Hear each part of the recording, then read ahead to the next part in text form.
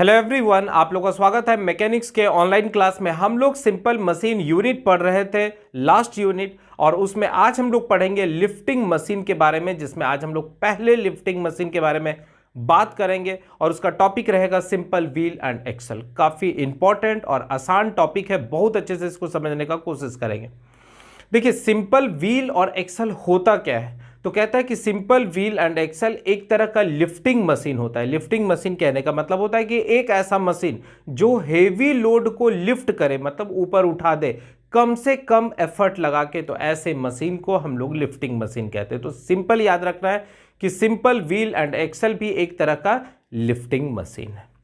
Arrangement कैसे होता है, क्या इसका थ्योरेटिकल सेक्शन है, कैसे हम इसका mechanical advantage, velocity ratio, efficiency निकालेंगे, वो सारा चीज आज हम लोग डिस्कस करेंगे। तो चलिए फटाफट स्टार्ट करते हैं। तो सबसे पहला आप हेडलाइन दे देंगे सिंपल व्हील एंड एक्सल। तो डिफिनीशन क्या कहता है, तो ध्यान से सुनेंगे। It is a lifting machine. Simple wheel क्या है, तो एक तरह का लिफ्टिंग मशीन है, लिफ्टिंग समझा दिया है। Which is use to lift a heavy load by applying less effort, जो ज्यादा से ज्यादा लोड को लिफ्ट कर सके कम से कम एफर्ट लगा के। अब ये होता कैसे है, ये आपको समझाते हैं। तो देखिए, यहां पर हम लोग क्या किए, एक lifting machine simple wheel and axle बताए, जिसमें आप क्या करेंगे, सबसे पहला एक स्पेंडल ले लेंगे या एक शाफ्ट ले लेंगे। ये देखिए, इस तरह से एक शाफ्ट ले लिए। शाफ्ट का मतलब होता है एक ऐसा सिलेंड्रिकल रॉड जो अपने एक्सिस के अबाउट रोटेट करता हो, उसको हम लोग शाफ्ट कहते हैं। अगर शाफ्ट का लेंथ छोटा हो तो उस शाफ्ट को एक नए नाम से जाना जाएगा, जिसको हम लोग स्पेंडल कहेंगे। क्लियर एकदम हो गया। अब हम लोग क्या किए, एक एक्सल ले लिए। एक्सल याद रखना है कि ये आपका रोटेटिंग मेंबर नहीं होता है, इस पर किसी चीज को रख के हम रोटेट कराते हैं। तो ये मेरा एक्सल हो गया, और इसके डायमीटर को हम लोग डी बोल दिए। और हम क्या किए, एक व्हील भी ले लिए। ये देखिए, इस तरह से एक व्हील भी ले लिए, ठीक है, और इसके डायमीटर को हम कैपिटल डी बोल दिए। अब हम लोग करेंगे क्या, तो दो सपोर्ट के बीच में, ये देखिए, इस तरह से शाफ्ट को ले लिए। ये आपका शाफ्ट हो गया, नहीं तो इसी को हम लोग स्पेंडल कहेंगे। पूरा अरेंजमेंट समझिए। अब हम लोग क्या किए, एक्सल को लिए और इस शाफ्ट के अंदर डाल दिए। जैसे ही हम शाफ्ट के अंदर डालें, ध्यान दीजिएगा जरा सा, पूरा का पूरा आपको सिस्टम अच्छे से समझ में आ जाएगा। तो ये देखिए, ये आपको कुछ इस तरह से फिगर दिखेगा जब हम लोग एक्सल इसके अंदर डाल दिए हैं। ओके, यहां से आप देख पा रहे होंगे, ये देखिए, इस तरह से एक्सल चला गया। अब हम लोग व्हील को लिए और व्हील को इसमें डाल दिए, ठीक है। व्हील को हम लोग क्या किए, इसके अंदर डाल दिए। ओके, तो ये आपका व्हील हो गया। ये देखिए, व्हील आपका हो गया। और ये जो शाफ्ट है, इसका कुछ भाग अभी इधर होगा ही। तो ये कुछ फिगर आपको अब इस तरह से दिख रहा है। अब इस दोनों एंड को हम लोग क्या किए, बॉल बेयरिंग के मदद से एडजस्ट कर दिए। बॉल बेयरिंग आप देखे होंगे, इवन फिगर में भी आप देख रहे होंगे बॉल बेयरिंग किसको कह रहे हैं। तो बॉल का मतलब हो गया कि छोटा छोटा गोली होता है इस तरह से, ठीक है। और बेयरिंग का मतलब होता है जो लोड को, जो शाफ्ट को, जो पूरे सिस्टम को थामे हुए है, उसको बेयरिंग कहते हैं। तो ये आपका बॉल बेयरिंग होता है। इसका काम वहां करते हैं जहां पर फ्रिक्शन को कम से कम करना है, ज्यादा से ज्यादा लोड को थामना है। जैसे अगर आप कोई दीवार में इस तरह से होल कर दिए हैं, मान लीजिए एक दीवार में आप इस तरह से होल कर दिए और इसमें शाफ्ट को डाल दिए, तो ये जब घूमेगा तो नो डाउट इसी में घूमेगा, पर ये घूमने के कारण क्या होगा, यहाँ का जो ब्रिक्स है, यहाँ का जो ईटा है, यहाँ का जो पत्थर है, वो घिसने लगेगा, शाफ्ट भी घिसने लगेगा। तो उसको बचाने के लिए हम लोग क्या करते हैं, बॉल बेयरिंग लगाते हैं। तो यहाँ ध्यान दीजिएगा कि हम लोग इस एंड पर बॉल बेयरिंग लगा दिए हैं। देखिए, बॉल बेयरिंग, और इसी में हम लोग क्या किए, शाफ्ट को रख दिए। दोनों साइड में शाफ्ट, दोनों साइड में हम लोग क्या किए, बॉल बेयरिंग लगा दिए। ये देखिए, बॉल बेयरिंग है, बॉल बेयरिंग। अब दूसरा क्या है, यहां पर एक एक्सल रहेगा और इसमें एक व्हील रहेगा। अब सबसे इंपॉर्टेंट होता है कि इसमें रस्सी हमको किस तरह से लपेटना है, वाउंडिंग करना है, ठीक है। तो यहां ध्यान दीजिएगा, हम लोग एक्सल में इस तरह से रस्सी को लपेट दिए हैं। ये देखिए, इसको इधर से इस तरह से लपेट दिए, ठीक है, कोई दिक्कत नहीं। और आपका जो व्हील है, ये आपका व्हील ए है, इसमें रस्सी इस तरह से लपेट दी है। ठीक, अब जरा पूरे सिस्टम को आप अच्छे से देखिए। जैसे ही हम एफर्ट लगा रहे हैं नीचे, एफर्ट पी लगा रहे हैं नीचे, तो ये व्हील घूमा। अब ये व्हील के साथ एक्सल अटैच है, पूरा चिपका हुआ है, तो एक्सल भी घूमा। जब एक्सल घूमा तो ये शाफ्ट भी क्या करेगा, ये बॉल बेयरिंग में इस तरह से घूम रहा है। बात समझ में आ रहा है कैसे हम लोग अरेंजमेंट कर रहे हैं कि जैसे ही आप एफर्ट पी लगा रहे हैं, कहां पर, व्हील पर, तो व्हील एक चक्कर मारा। जैसे व्हील एक चक्कर मारा तो यहां रस्सी आपको दिख रहा है कि खुल रहा है, पर उसी समय इसमें रस्सी इस तरह से लपटा रहा है। ये देखिए, रस्सी इस तरह से लपटा रहा है, तो लोड ऊपर जाएगा, एफर्ट नीचे लगेगा, और आसानी से आप क्या कर रहे हैं, लोड को ऊपर ले जा रहे हैं। अब एक चीज इंपॉर्टेंट ध्यान दीजिएगा, जितना बड़ा व्हील होगा, जैसे यहां भी फिगर में आप देख रहे होंगे कि व्हील में रस्सी लपेटे हुए, एक्सल में भी रस्सी लपेटे हुए। अब सोचिए कि व्हील एक बार अगर घूमा, ठीक, तो एक बार घूमा, सेम शाफ्ट के साथ माउंटेड है, तो आप नोटिस करेंगे कि व्हील भी इसके साथ घूम रहा है और आसानी से लोड जो है आपको ऊपर उठ जा रहा है। क्लियर है? तो यहां पर आप ध्यान दीजिएगा कि ये एक ऐसा मशीन है जिसके मदद से हम लोग आसानी से हेवी लोड को लिफ्ट कर सकते हैं। अब आगे क्या करें, इट कंसिस्ट ए व्हील ए, इसमें एक व्हील रहता है ए, ऑफ लार्जर डायमीटर, जिसका डायमीटर क्या है, ज्यादा है, हम लोग उसके डायमीटर को कैपिटल डी मान लेंगे। ठीक है, and axle B of small diameter, और जो एक्सल है उसका डायमीटर कितना है, तो स्मॉल डी है।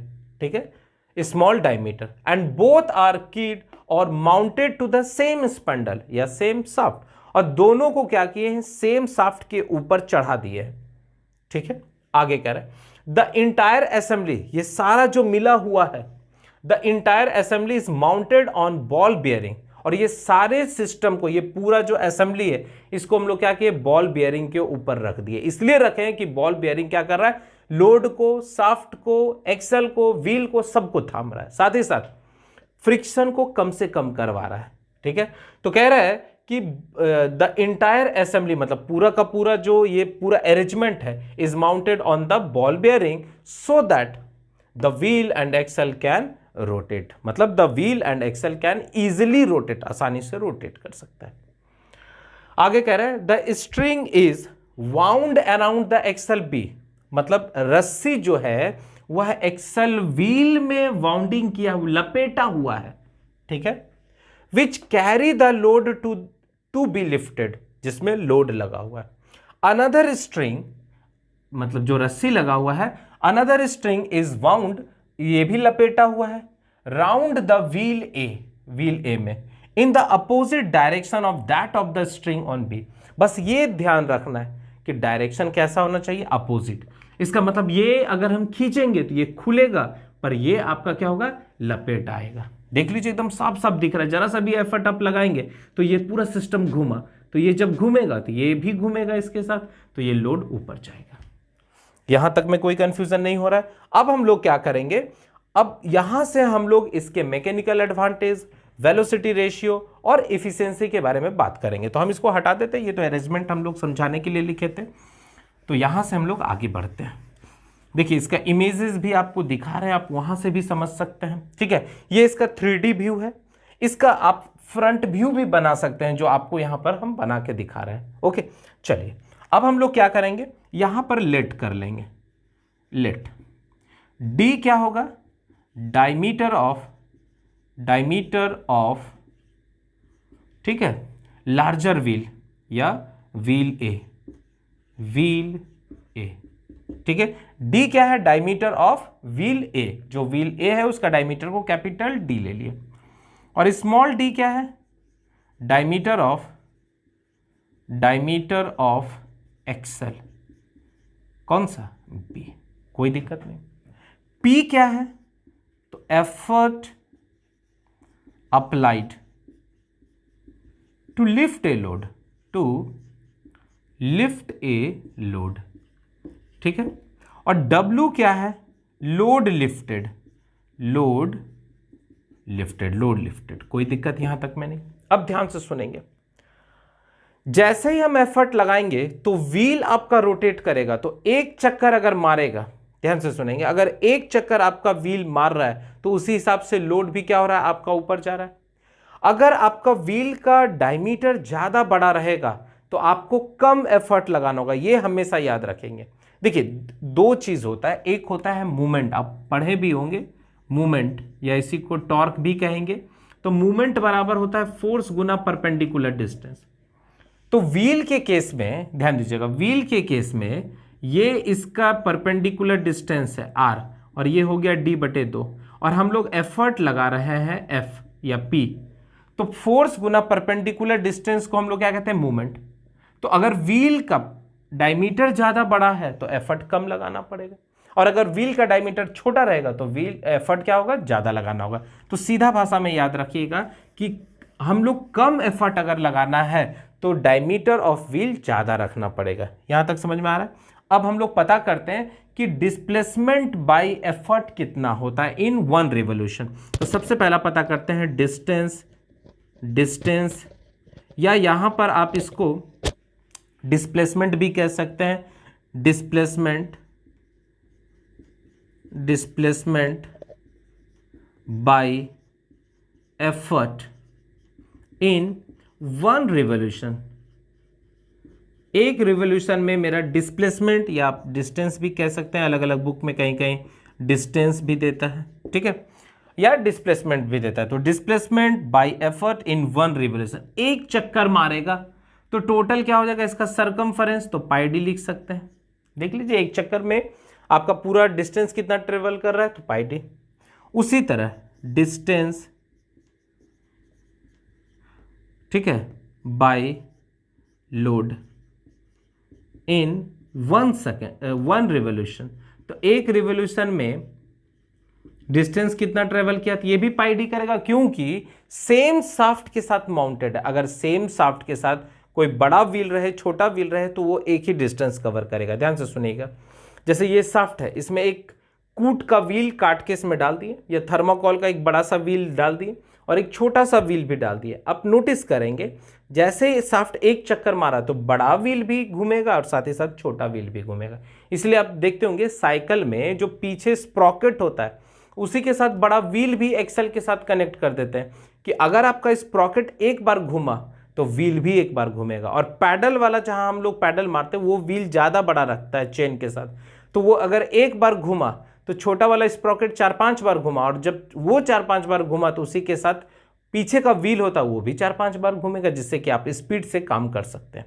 तो सेम चीज याद रखना है कि एक ही शाफ्ट पर माउंटेड है, तो बड़ा व्हील अगर एक चक्कर मारेगा तो उसी समय छोटा व्हील भी एक चक्कर मारेगा, भले उसका डिस्प्लेसमेंट या डिस्टेंस कम हो, ठीक है। तो डिस्प्लेसमेंट या distance by effort in 1 revolution πd, distance by load in 1 revolution πd हो गया। दोनों में अंतर क्या है, कैपिटल डी और छोटा डी है, ठीक। एफर्ट के लिए याद रखना है πd, और लोड के लिए याद रखना है स्मॉल πd। यहां तक में कोई दिक्कत नहीं। अब चलिए, तो हम लोग जानते हैं वेलोसिटी रेशियो क्या होता है, तो displacement of effort to the displacement of load पढ़े हैं हम लोग। ये डिस्प्लेसमेंट ऑफ एफर्ट कितना है, तो πd, और डिस्प्लेसमेंट ऑफ लोड कितना है, तो पाई स्मॉल डी। पाई से पाई यहां कट गया, देयरफॉर वेलोसिटी रेशियो का फॉर्मूला क्या हो गया, capital D by small D. Capital D किसको रिप्रेजेंट कर रहा है, डायमीटर ऑफ व्हील, और स्मॉल डी किसको रिप्रेजेंट कर रहा है, डायमीटर ऑफ एक्सल, ठीक है। दूसरा फॉर्मूला इसका मैकेनिकल एडवांटेज। तो मैकेनिकल एडवांटेज किसी भी मशीन का एक ही फॉर्मूला होता है, लोड और बटे एफर्ट, कोई दिक्कत नहीं, ठीक। और तीसरा फॉर्मूला इफिशियंसी, ठीक है।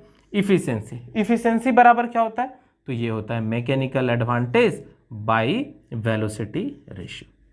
क्लियर एकदम हो गया। तो हर एक मशीन में जितना भी आपको लिफ्टिंग मशीन पढ़ाएंगे उस सारे मशीन में एक ही चीज आपको सबसे ज्यादा याद करना है, वो है वेलोसिटी रेशियो, क्योंकि मैकेनिकल एडवांटेज हर एक मशीन का फिक्स रहेगा, लोड बटे एफर्ट।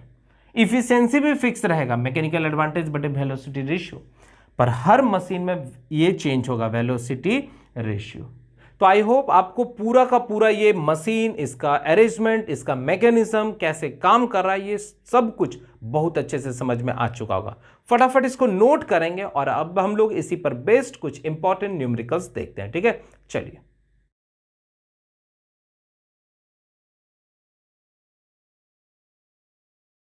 चलिए अब हम लोग सिंपल व्हील एंड एक्सल पर एक छोटा सा न्यूमेरिकल्स देख लेते हैं। क्या कह रहा है? A simple wheel and axle has a wheel and axle of diameter of 330 mm respectively. देखिए क्या कह रहा है, एक सिंपल व्हील एक्सल है जिसमें व्हील और एक्सल का डायमीटर दिया हुआ है। तो डायमीटर ऑफ व्हील कितना दिया है? तो 300 mm दिया हुआ है, फिगर में भी आप देख पा रहे हो। और एक्सल का जो डायमीटर है वो कितना दिया हुआ है? 30 mm। ठीक है, 30 mm। तो यहां पर आप लिख भी देंगे dia of wheel, diameter of wheel, और यहां पर आप लिख देंगे diameter of axle, diameter of axle. कोई दिक्कत नहीं। चलिए, what is the efficiency of the machine? पूछ रहा है इफिशियंसी इस मशीन का क्या होगा। If it can lift a load, load question में दे दिया हुआ है, लोड क्वेश्चन में दे दिया हुआ है। ठीक है, लोड क्वेश्चन में आपको दे दिया हुआ है कितना है? W बराबर, तो ये if it can lift a load of 900 Newton, 900 Newton by an effort, effort भी क्वेश्चन में दे दिया हुआ है। एफर्ट को हम लोग P से कहते हैं, ये कितना है? 100 न्यूटन। तो अगर आपसे सिंपल व्हील एक्सल का न्यूमेरिकल्स आएगा तो बस इसी पैटर्न का लगभग आता है। तो सबसे पहला हमको क्या करना है? इफिशियंसी निकालना है। इफिशियंसी हम लोग जानते हैं mechanical advantage by velocity ratio होता है। तो जब तक आपको मैकेनिकल एडवांटेज और वेलोसिटी रेशियो नहीं निकलेगा हम लोग इफिशियंसी नहीं निकाल सकते। तो हम लोग मैकेनिकल एडवांटेज कैसे निकालते हैं? तो हम लोग जानते हैं मैकेनिकल एडवांटेज होता है क्या चीज? लोड बाई एफर्ट, यही तो पढ़े। ठीक, लोड कितना दिया हुआ है? तो 900 न्यूटन, और एफर्ट कितना लगा रहे हैं? 100 न्यूटन। तो यहां से मैकेनिकल एडवांटेज आपका कितना आ गया? तो ये 9 आ गया, कोई यूनिट नहीं। और वेलोसिटी रेशियो हम लोग पढ़े हैं displacement of effort to the displacement of load, displacement of effort to the displacement of load. और वहां से हम लोग पढ़े थे कि पाई डी और डिवाइडेड बाई पाई डी, क्योंकि एक चक्कर लगाएगा एक रिवोल्यूशन में। तो यहां से था diameter of wheel to the diameter of axle. Diameter of wheel कितना दे दिया है? 300, और एक्सल का डायमीटर कितना है? 30। क्या चीज में है? mm, तो दोनों कट जाएगा। तो यहां से जो वैल्यूज आ रहा है ये देखिए, ये 10 आ जा रहा है। तो वेलोसिटी रेशियो कितना आ गया? 10 आ गया। तो वेलोसिटी रेशियो निकाल दिए, मैकेनिकल एडवांटेज निकाल दिए। अब हम लोग जानते हैं therefore efficiency is equal to mechanical advantage by velocity ratio, और हमेशा इसको परसेंटेज में दर्शाते हैं। 100% कर दिए। मैकेनिकल एडवांटेज कितना है? तो 9, वेलोसिटी रेशियो कितना है? 10, और इंटू व्हाट? 100%। यहां से सॉल्व किए तो यहां लगभग एफिशिएंसी कितना आ गया? 90%। ये देखिए, और हम लोग पढ़े भी हैं कि अगर किसी मशीन का एफिशिएंसी 50% से ज़्यादा होगा तो ऐसा मशीन रिवर्सेबल मशीन है। रिवर्सेबल मशीन का मतलब है कि जैसे ही हम लोग एफर्ट को हटाएंगे तो लोड वापस उल्टे दिशा में चला जाएगा। जैसे अभी हम लोग एफर्ट लगा रहे हैं तो लोड ऊपर जा रहा है, पर जैसे ही हम एफर्ट हटाएंगे तो लोड वापस नीचे चला जाएगा। इसका मतलब रिवर्स होगा। अगर इफिशियंसी 50% से कम होता तो क्या होता है कि वो सेल्फ लॉकिंग होता है, पर इफिशियंसी अगर 50% से ज़्यादा होता है तो वो किसको रिप्रेजेंट करता है? रिवर्सेबल मशीन को। तो ये भी एक तरह का रिवर्सेबल मशीन है। अब चलिए, एक होमवर्क दे दिए हैं जो आपको बनाना है, उसका आंसर जो है 60 mm आएगा। इसका मतलब है कि एक सिंपल व्हील एक्सल है जिसमें लोड आपको दे दिया है और एफर्ट 5 न्यूटन का लगा रहा है। उस मशीन का इफिशियंसी 80% है। डायमीटर ऑफ व्हील क्वेश्चन में 375 mm दे दिया है, तो आपसे पूछ रहा है कि डायमीटर ऑफ एक्सल कितना होगा। आप खुद से बनाएंगे और आंसर चेक करेंगे। काफी आसान है, इसलिए इसमें हिंट देने का भी कोई जरूरत नहीं है। तो आज के लिए बस इतना ही रहने देता हूं। नेक्स्ट लेक्चर में हम लोग नए मशीन के साथ मिलेंगे जिसमें आपको बताएंगे डिफरेंशियल व्हील एंड एक्सल, और साथ ही साथ उस पर बेस्ड कुछ इंपॉर्टेंट न्यूमेरिकल। ठीक है, तब तक आप लोग क्या करेंगे? मन लगा के पढ़ते रहेंगे और खूब सारा जितना भी यूनिट हम लोग कवर कर चुके हैं उसका ज्यादा से ज्यादा रिवीजन करेंगे। ठीक है, चलिए, थैंक यू।